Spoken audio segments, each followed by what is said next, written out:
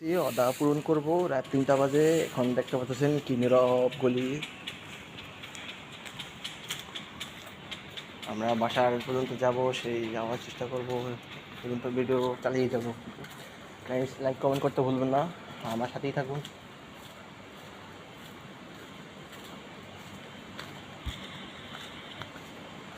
তো গাইস, মাঝখানে লেখাটা আপনার জন্য